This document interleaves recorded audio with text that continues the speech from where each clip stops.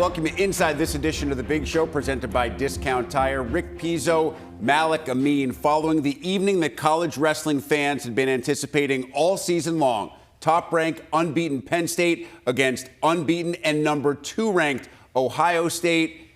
And like many other Penn State matches in the past, this one not only goes the way of the Nittany Lions, it goes the way of Penn State in a rout. Yeah, I mean, we say it every week, right? We say, what's the path to victory, right? This has to happen, this has to happen, a meteor has to hit the earth, right? Everything in your mind. It's just, Penn State gets it done, they rise to the challenge, and they do it in, I'd say, super impressive fashion. Fortunately, no meteor sightings on Friday night. However, we did see 8 number 1 ranked wrestlers inside the Bryce Jordan Center. That's how stout Penn State and Ohio State are. Let's take you to the Bryce Jordan Center. Highlights from the number 1 versus number 2 showdown. The BJC setting an all-time indoor attendance record over 16,000 at 125. A pair of high school teammates, Luke Lilledahl taking on Nick Bazakis. In sudden victory, it's Lilledahl who gets the takedown of Bazakis, defending that number 1 ranking, giving Penn State the early 3-0 lead in a match that was absolutely critical. At 133, perhaps the finish of the night, Marcus Blaze against Ben Davino, the future of the sport at 133. To the tiebreaker, Davino up 2-1, trying to secure that riding time edge, but Blaze gets the reversal,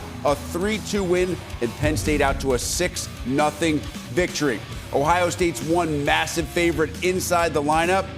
No Cannon, no Hartslaw, but Jesse Mendez did his thing, dominant over Braden Davis with the tech fall, gets Ohio State on the board down 6-5. At 157, as I said, no Cannon for Ohio State. Instead, P.J. Duke takes advantage of Daxton Chase. A pin, Penn State now up 17-5 and starting to cruise. At 184, it appeared like Ohio State would have a chance to maybe pick up a marquee win courtesy of Dylan Fishback, facing the number 1 wrestler at that weight class. Fishback getting out to the early lead would actually jump out to a 4-0 lead, but Welsh battles back, down 5-4, needing some type of swing, and there it is. The clutch late takedown, Welsh 7-5, Penn State 36-5, as the Nittany Lions officially clinch the Big Ten regular season title, and it was 125-pounder Luke Lilledahl setting the tone.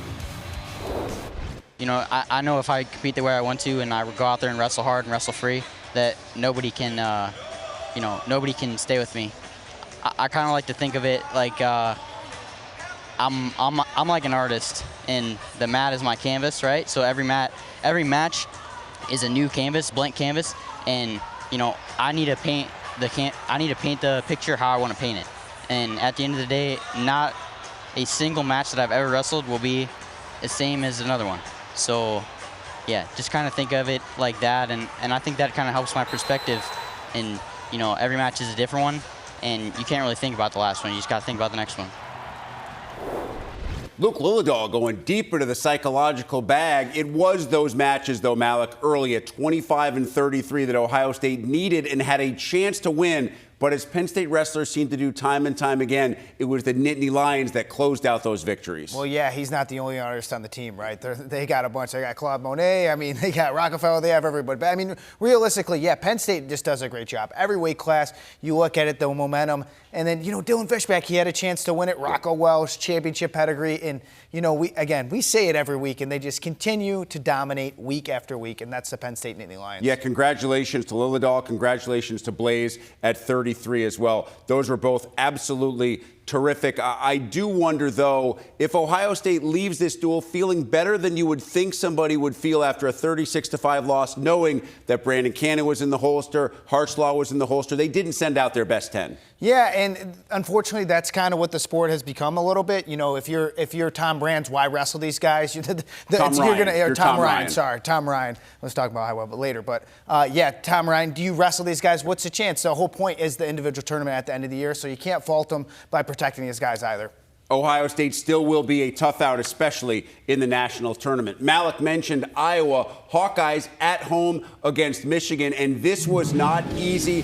at all for Iowa. As a matter of fact, it was Michigan out to an early lead. Cam Catcherbone taking on Jordan Williams with time winding down. Just about 30 seconds left in the third. Catcherbone gets the takedown.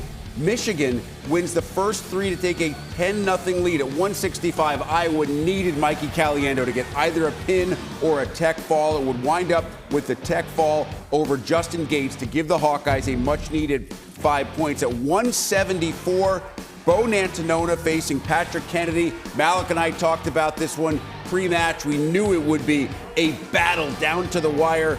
Not just a battle, but all the way into sudden victory, and a bloodied Nantanona comes up with the win. Michigan 13-5 at 125. Now, Iowa needs to win the last two matches. This duel started at 41.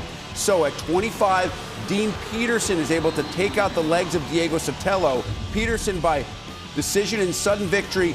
Iowa's down by 3, needing Drake Ayala to win by major or better. And how fitting is this, that the fifth-year senior takes care of business? Gage Botero goes down. Ayala 21-5. Drake, you've earned it. We're now joined with Iowa senior Drake Ayala on senior day to come out here and deliver a tech fall. How special is this place here tonight? I mean, I don't know. I feel like it's just been a long season, and there's been a lot of ups and downs. And you know what? People keep asking me about it. They're like, "How's the dynamic in the room? How's this? How's that?" And you know, it's tighter than ever. I feel like me and the coaches and us core group of guys and really everybody, you come together in those situations, you know. And so I'm just glad I gotta do that for my team. And obviously, it's the last time I'm here, so it was a good last match. Ayala really only had that chance because there was a surprise at 97. Michigan's Hayden Walters had a chance to put it away, but give Ludington from Iowa a ton of credit to pick up the points the Hawkeyes needed. Well, that's Iowa for you, right? You step in, you're the next man in, did a great job, right? Heavily out-favored in this match. Obviously, Hayden Walters coming as the ranked wrestler, and Ludington just got to it early, and, you know, that's what set the tone in the match, Rick. He did a good job, got the first score, and then, you know, kind of shut out Walters the rest of the match, and that really put him in a position to win the duel.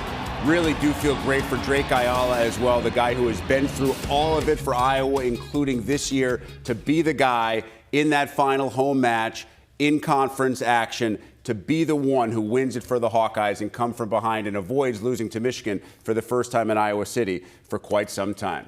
Also on the mat, Illinois ranked number 11 in the country, taking on Nebraska. We start at 125. It's Spencer Moore taking on Cale Lauritsen. Moore up 6-3 in the second, gets the pin to start the match. What a start for Illinois, quickly up a half dozen, and at 133, you know Lucas Bird is going to do Lucas Bird things against Alan Kohler. Keeps dominating, eventually winning by tech fall. Take the 6, add the 5. Illinois up 11-zip. Back come the Huskers.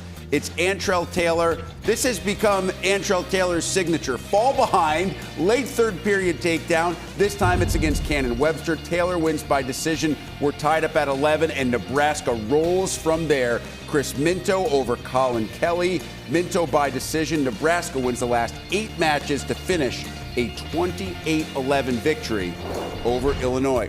Also